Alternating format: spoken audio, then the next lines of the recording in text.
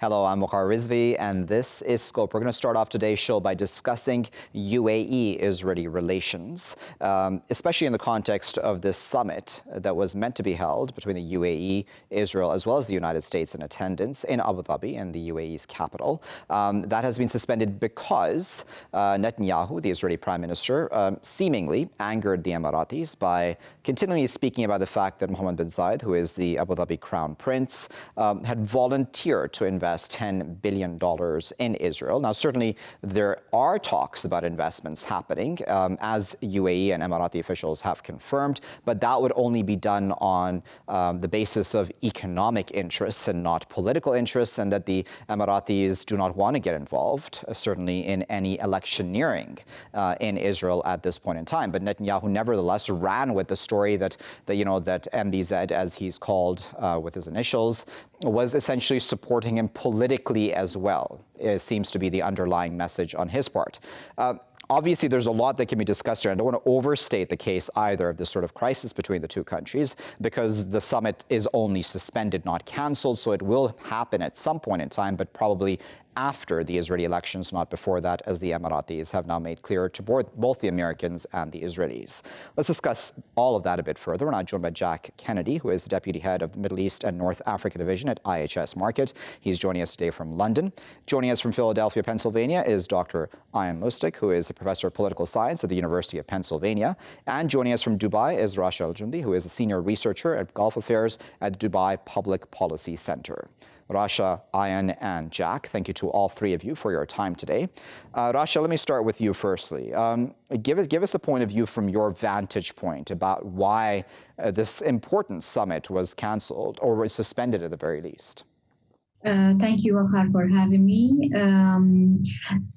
In fact, I think canceling this summit and the statement that been made by Dr. Anwar al-Qurqash and by Industry Minister in the UAE, Sultan Jaber, I think it cleared any misperception in the relationship between Israel and in the United Arab Emirates, and that it's the relationship is between country and another country, not between Netanyahu personally and the UAE or any leadership in the UAE, not Sheikh Mohammed bin Zayed and not anybody else. And I think this was a way of clearing the boundaries and to say to all the parties in Israel that the UAE will stay a honest partner, and its aim from the Abraham Accord is not based on plans between Netanyahu and the UAE. It's based on a strategic relationship that's been made between Israel and the UAE. And I believe the message was sent, and even if Mr. Netanyahu tried to capitalize on the relationship in the election, it's an internal affair, and this is what the United Arab Emirates and its leadership wanted to say, and I think they succeeded in that. Okay, so Ian, do you think, and why do you think, let me put it this way, in fact, why do you think Netanyahu failed to read the room, so to speak, right? Why would he try to capitalize on this politically? I mean, naturally he would do so to try to support his election campaign, but to do it so directly, using another country's official, that seems like a bit far-fetched, doesn't it? It seems that's far-fetched to us, and what Bibi is doing is using what we know of as a Trump style of politics. Everything is about me. I do everything and anything to win, and then later worry about the damage control. And even if those moves seem to be outrageous in our frame of reference, in Israel, those tactics have worked for him. He has, for example, in past campaigns, as people know, berated Arabs and scared Jews by talking about Arabs coming out to vote in droves, and we have to fight against the Arabs. These are Arab citizens of Israel. Only now in this campaign, he is running after Arab votes and explaining that he was misquoted, essentially taken out of context. So he has said, his campaign has admitted that their strategy is to do anything to win and then later worry about illogics, contradictions, damage control, and so on. This is an example of that. And it's an example of him not really internalizing the way the world has changed now that the Biden administration has replaced the Trump administration, because all of the flamboyant and hyperbolic claims that Trump encouraged his allies to make on his behalf and on their behalf, Bibi Netanyahu is still making that kind of, using that kind of strategy. And in this case, it blew up in his face, just a few days before the Israel elections, which is scheduled for Tuesday. You know, Jack, as Netanyahu had spoken of and made the claim, $10 billion is certainly not a small amount of money. That sort of investment would be great to solidify the normalization of ties between the two sides, the Israelis and the Emiratis. Now, what are your thoughts about, A, the claim that he made and how this may possibly hurt economic partnership going forward, at least in the near future? I mean, I think that the sum involved is almost a non-issue at this point. Certainly the Emiratis consider the strategic nature of the relationship to be the aspect of most important. And I think that it's very likely that you're going to see a considerable amount of investment between both Israel and the UAE into the future. As far as it pertains to impacting normalization, I don't think it will at all. You have to consider that there are multiple layers of this relationship that the Emiratis in particular consider to be of advantage. There's cooperation on defense, there's cooperation on collaboration around COVID-19 healthcare measures. There's viable pathways for investment in things like desalination and the high-tech sectors that I think is almost certainly going to be the direction of travel moving forwards. And that's something that I think is going to be more important than the relationship between two leaders or even the mistakes that Netanyahu might make in the lead-up to the elections. You had clarified for us that, what this means is the Emiratis had a very specific point of view going into this normalization of ties, right, with Israel. But do you think that for the Emiratis now, it is also very clear what Netanyahu's motivations may have been in this normalization of ties, i.e., seemingly, of course, and I don't want to overstate this, his own political career? Do you think that that is a lot clearer for the Emiratis, and how do you think that they are then feeling about this at this time then? I believe that we shouldn't make a big deal of the situation. Netanyahu tried to invest politically for his side on the normalization issues, and the Emiratis sent the right message diplomatically. I believe if he won or didn't win, it wouldn't make any difference on the proceeding of the project and normalization process between the two countries. And any misperception or disagreement between Netanyahu and the UAE, it will be resolved through proper channels. Of course, the Netanyahu's motivation was clear in the UAE, and it was dealt with accordingly. I wonder if you agree with that. I mean, to me at least, and I might be wrong here, but it feels like because Netanyahu is still very much the prime minister in Israel, I mean, we don't know, of course, which way the elections for sure will go, which are upcoming, it does feel like this would throw a wrench into that. Do you think that his motivations were not necessarily what we may have thought publicly? I mean, that he was doing this a lot for just his own political legacy? I agree with Rasha, for a slightly different reason, though. I think it's very important that this is the case. Yes, he was acting simply out of his own opportunistic political interests. And that's not surprising, especially if you know the way Israeli democracy works, and especially if you know the way that Netanyahu himself works. What's important about what Rasha said is that the world and Arab-Israeli matrix and those countries who care about their relationship has to get used to the fact that the relationship between Israel and these Gulf and other countries that have, quote unquote, normalized their relations or are moving in that direction, this is not to foster negotiations toward a solution of the Palestinian problem, regardless of what anyone says, whether it's MBZ or whether it's Netanyahu. That has nothing to do with it. It has to do with consolidating relationships that are mutually profitable over a long period of time and actually legitimizing the condition of Israeli rule of the West Bank, of what they call Judea and Samaria, along with domination of Gaza.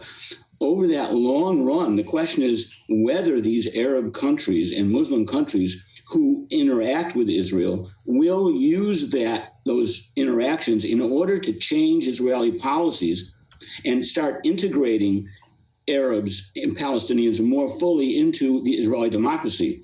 For example, when the $3 billion or $10 billion gets invested in Israel, how much of it will be designed to help the Palestinian communities in Gaza, the West Bank, and in Israel itself? That's a question that should be asked, because those investments are going to take place, as we've heard. But the question is whether they're going to be used toward that purpose or not. That's a very good point, isn't it, Jack? Because the elephant in the room, really, yes, in this normalization of ties will remain the issue of Palestinians. What are your thoughts about that, about the investment, as Ayn there mentioned as well, and which way it will go, as in, the Arabs within the occupied territories? Well, I think that it's likely that most of the investment that comes from the UAE is not going to be prioritized for areas like the West Bank or Gaza. I think it's more likely that on an Emirati perspective, they're going to try and focus on high-level strategic investments that further the collaboration between Israel and the Gulf states. I think that there's been a wider trend towards trying to deprioritize the Palestinian issue, certainly over the last few years, and focus on other regional priorities for the UAE, which are more likely to be confronting the influence of Iran in the region or of Turkey. And in that situation, I think that the priority for investment in the West Bank is of secondary concern.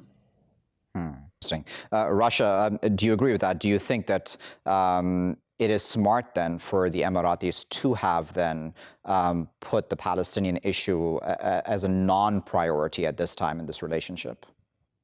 I don't think that the Emirati put the Palestinian issue as not a priority on their normalization issue. The Emiratis want to be in a strong position with their relationship with Israel, to be able to push the political solution on the Palestinian issue forward. And they were clear that they back any talks that could take place between the Palestinian and Israel. And I don't agree that the normalization plan that it aimed at solidifying Israel occupation in Gaza or in West Bank. The Emirati was clear on that, and they are constantly trying to break this narrative that took place after the normalization. It's true that there is other strategic points and issues that the Emiratis wanted to agree with Israel on, the Iranian issue and on technology, fintech, a lot of issues. It's true, but that doesn't mean that the Emiratis don't want to be in a strong position to be part of the resolving the Palestinian issue and to give any political or economic weight on that side. Why? There is a very important point of view the Emiratis always insist on, and they have best interest, and it's the extremist view. It's Iran investing in this issue against the Arab nation and to spread its moral occupation on the mindset Arab world. This is a strategic thing. If the Israel-Palestinian issue doesn't resolve, this extremist view and will keep on spreading in the and if Israel don't have this in mind, then we would still have Iran. Rasha, I do apologize. I know we're quickly running out of time. I'm just going to take an extra minute from my producer. Ayan, I want to give you the final word, just under a minute if you can, on that issue of how much influence the Emiratis can really have over the Palestinian issue. Do they have that much influence? Can they have that much influence going forward? I agree with Jack. They have no intention of using that influence now in the short term. In the long term, what we're entering is the same kind of situation that the world was in with South Africa during apartheid. Do you engage in constructive engagement with South Africa or with Israel in order to change, de-apartheid the country, or do you boycott the country? Now, UAE is going down the path that the Reagan administration went down. We're going to eventually constructively engage with the Israelis. But I agree that that's not in the near term. It is simply fooling yourself to think that they think that they're actually going to solve the Palestinian problem with a two-state solution anymore. We'll have to leave it there at that, but we appreciate all three of our guests for taking their time out of their busy schedules to share their expertise with us. Jack was speaking to us from London, Ayan was speaking to us from Philadelphia, and Rasha was speaking to us from Dubai.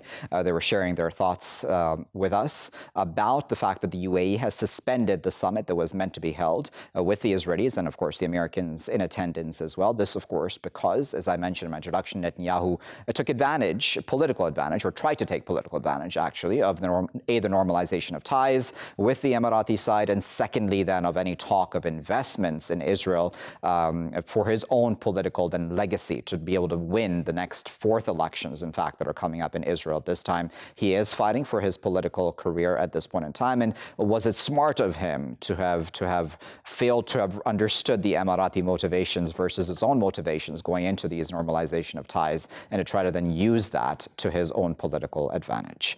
I'll be back with my next segment after this break.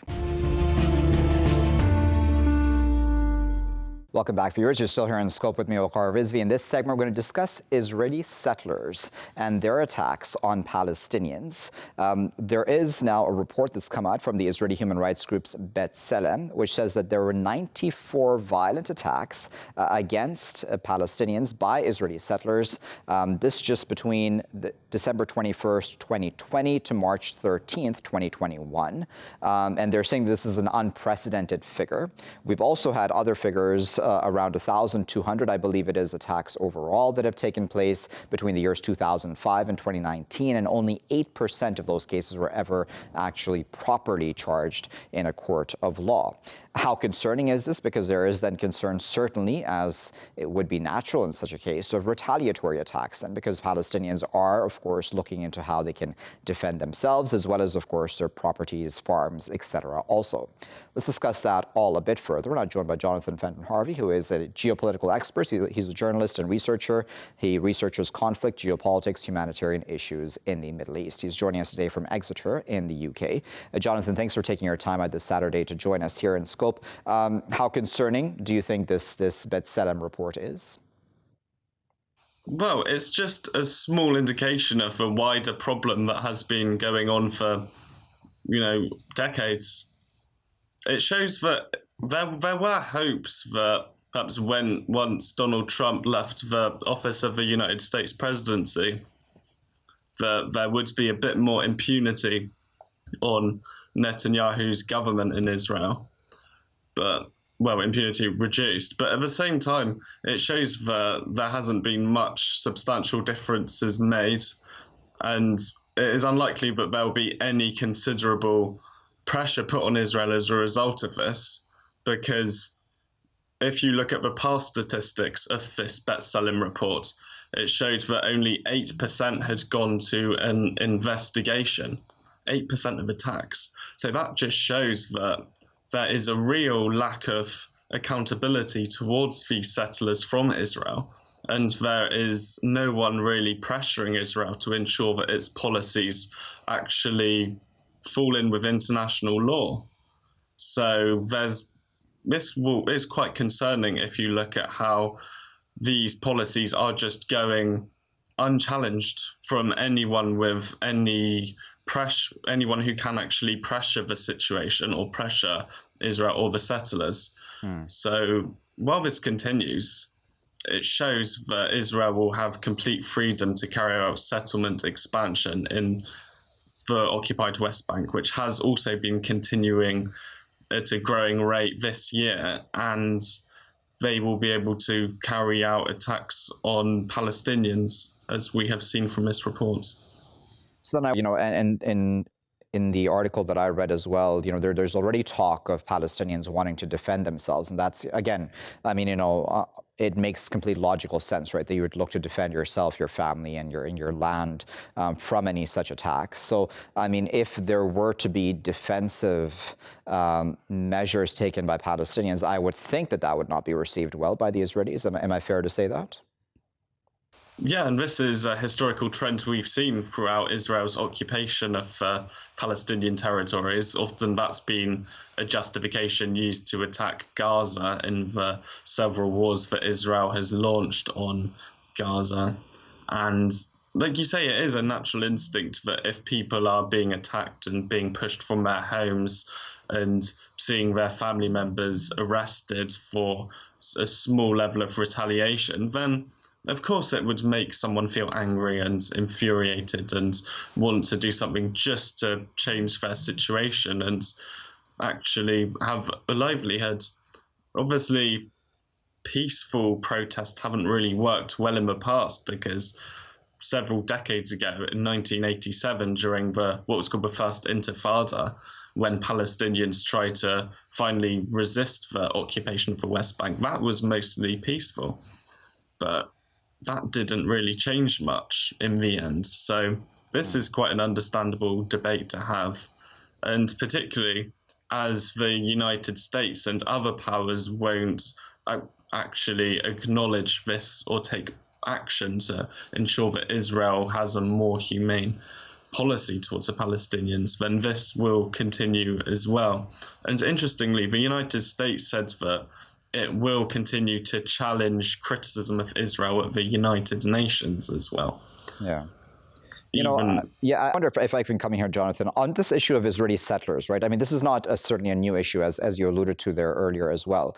But I would think that we're very quickly reaching this sort of boiling point, right, in this then issue between the two sides. And I'm wondering if on the Israeli side, if it's Netanyahu or anybody on that side who has the political courage to really say and tell them that they need to stop these sorts of attacks. At the very least, of course. There's a whole bunch of other issues we can probably list as well that need to happen. But nevertheless, even just when it comes to the Israeli settlers, do you think anyone in the Israeli establishment has the political courage to do so, to rein them in?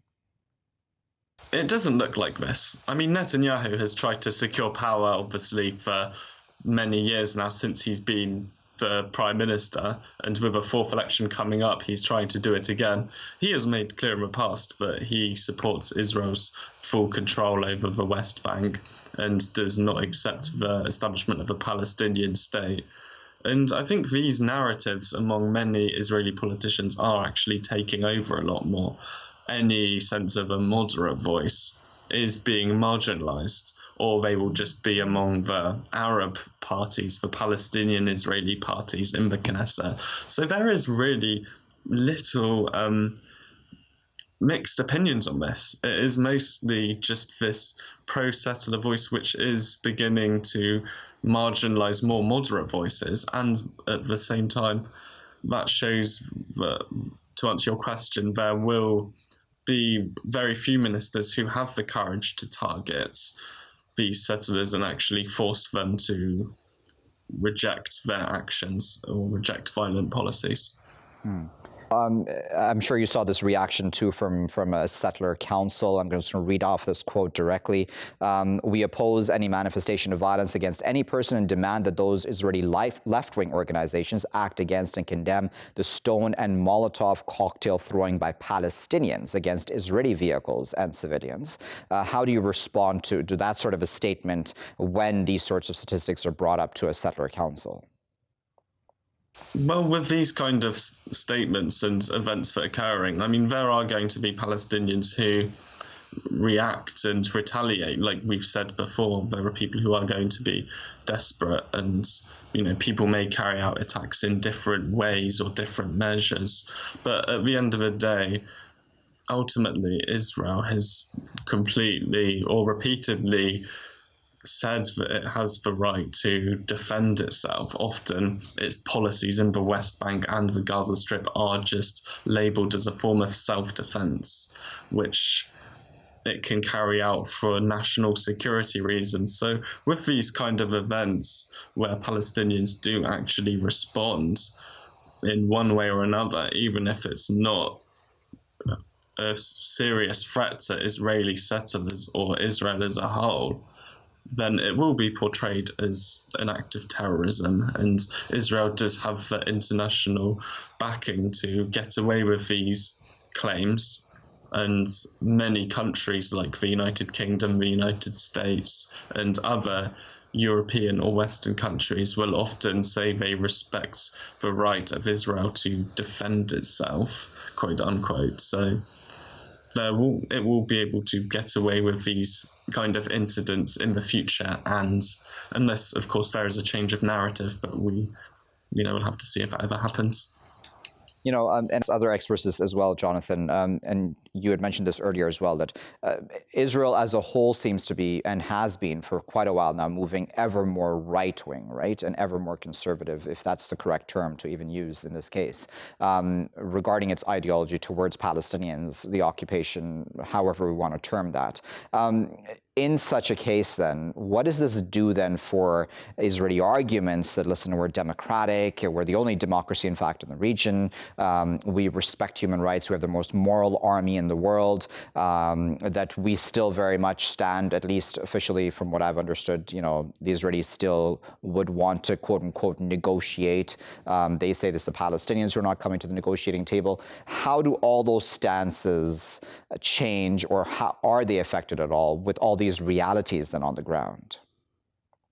I think the more that this policy actually continues of trying to occupy the West Bank and refusing the establishment of a Palestinian state, the more people are going to know. And we have seen repeated questioning of these narratives over the last several years. Even John Kerry, the former Vice President of the United States, he actually said that Israel can either be a democratic state and let the emergence of a Palestinian state emerge, or they can be an apartheid state. So it's either one or the other in that sense.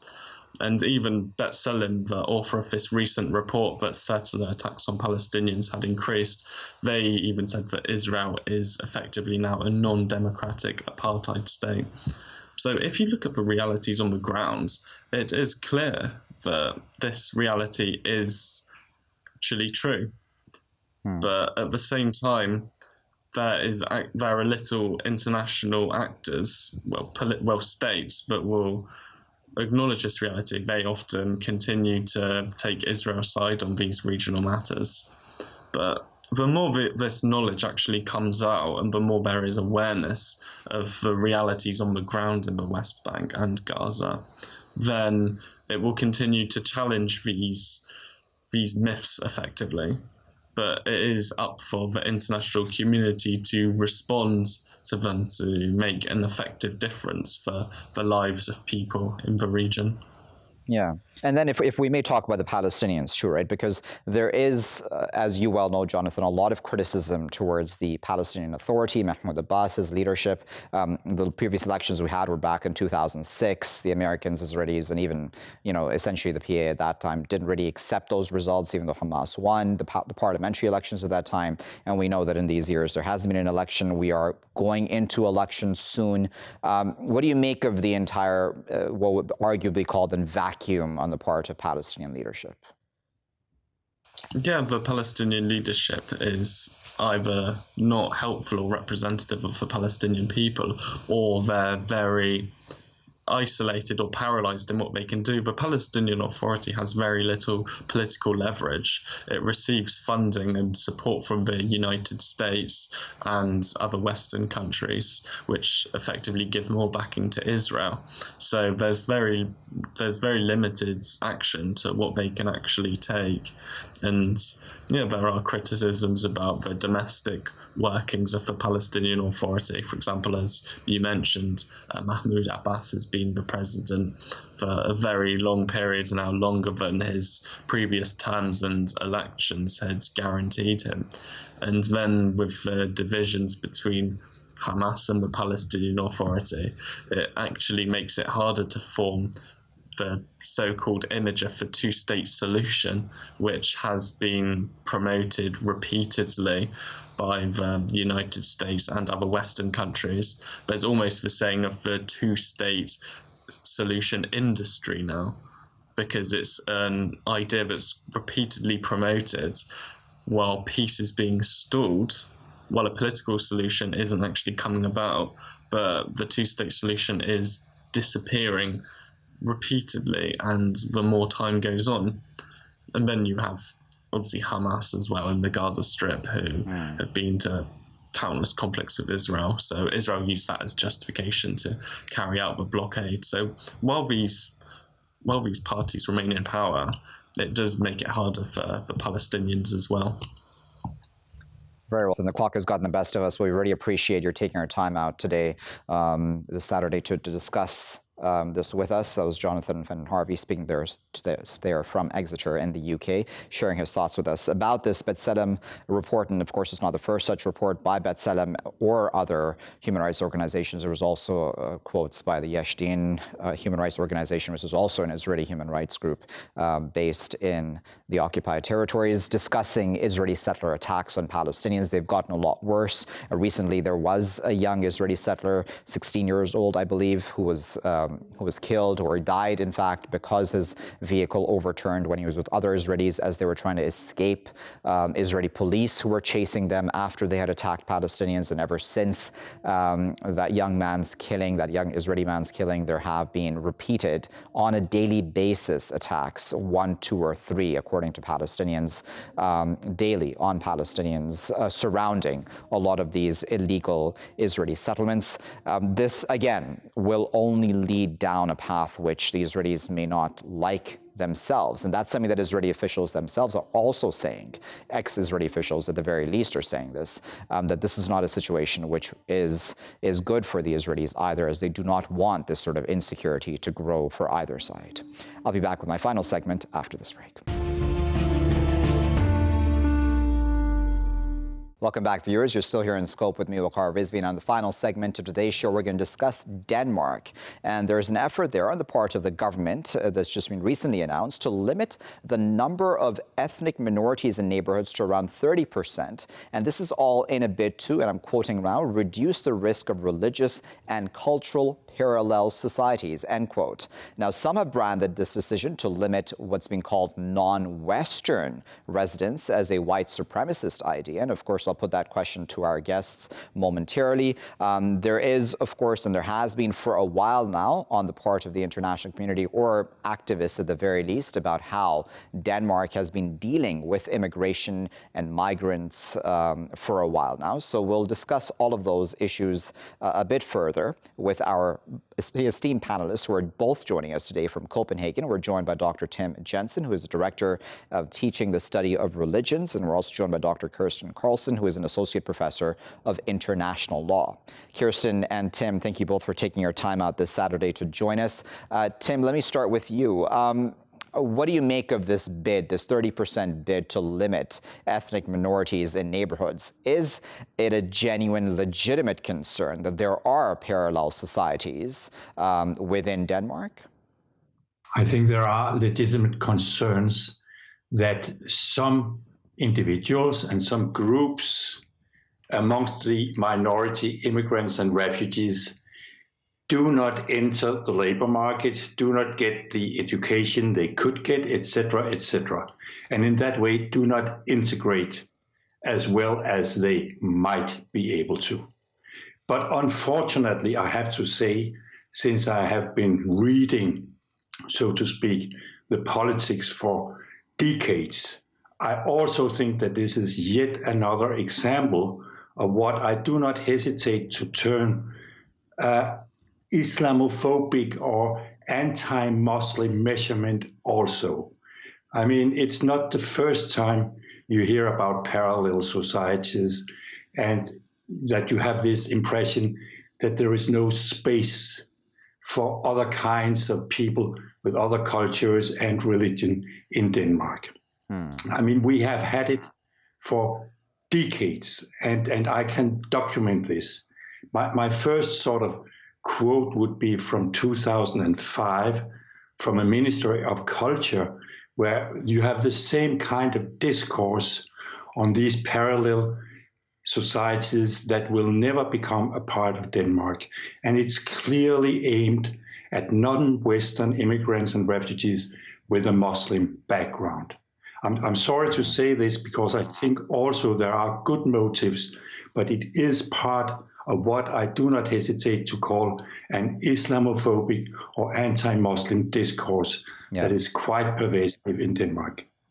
Kerstin, what are your thoughts on this? Because, this, and I know I don't want to, create an exact parallel between what's happening in Denmark and France, but in France, for example, in the banlieues, in the suburbs, there's always also concern about ghettoization and parallel societies being created there. At least that's what the government there says. Is this similar in that sense? Is this legitimate, as Tim there said, but then it's about what the effect will be on those at the receiving end, i.e., for a large part Muslims, but I'm sure other minorities? I would agree. I would say, unfortunately, agree with what Tim has said.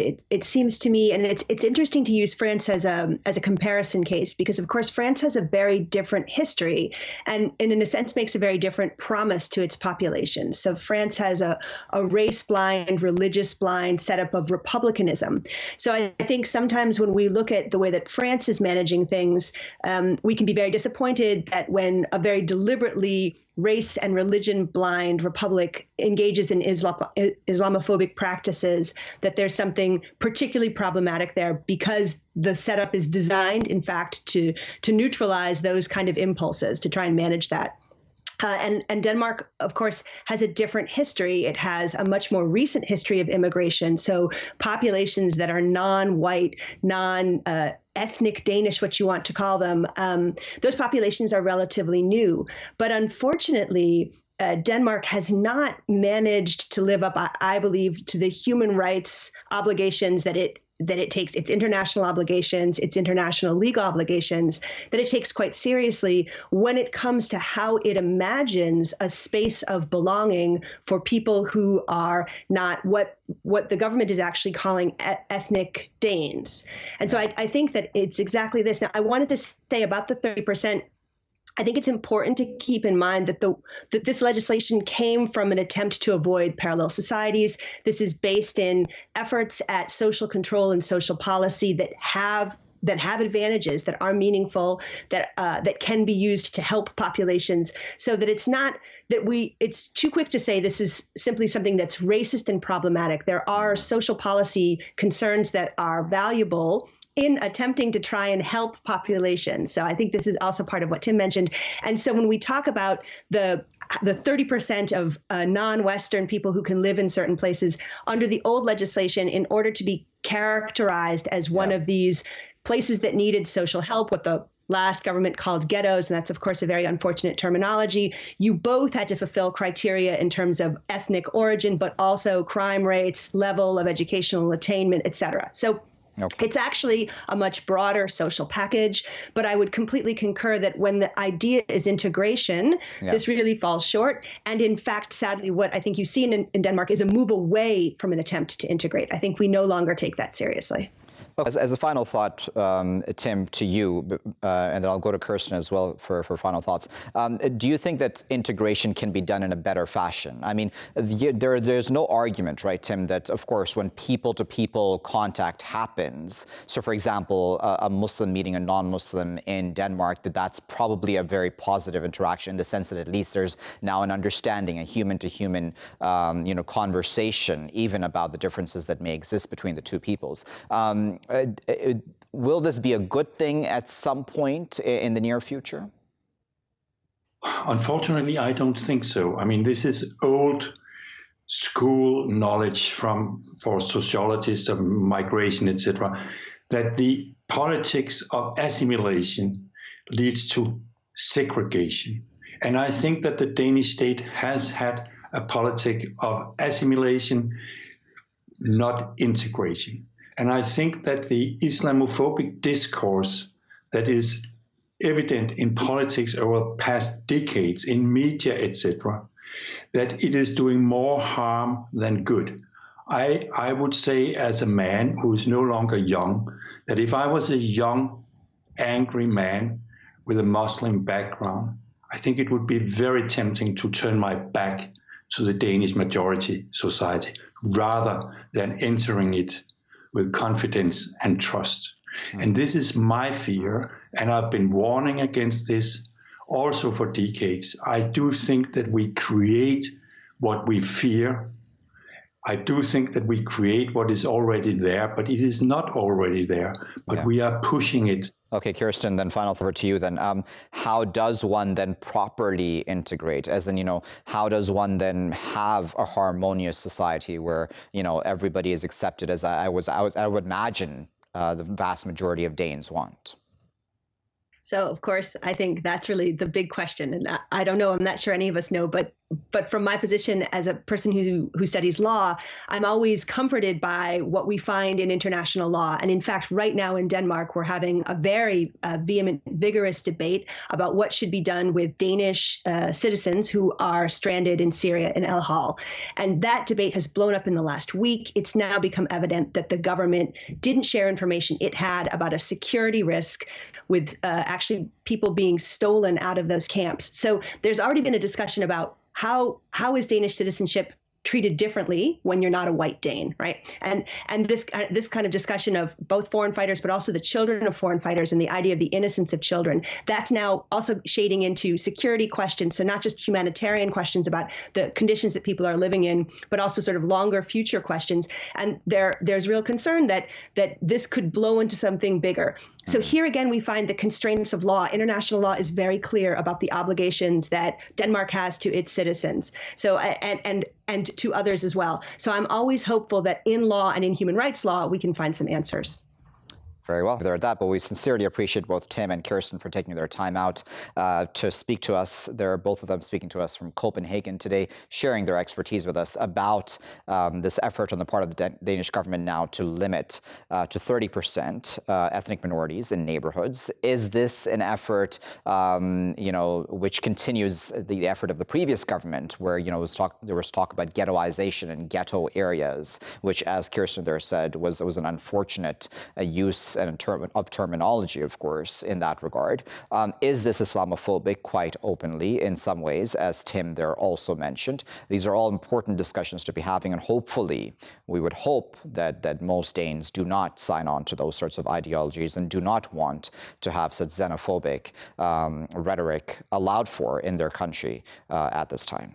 I'll leave it there for now. I've been Okar Rizvi. Thanks for watching.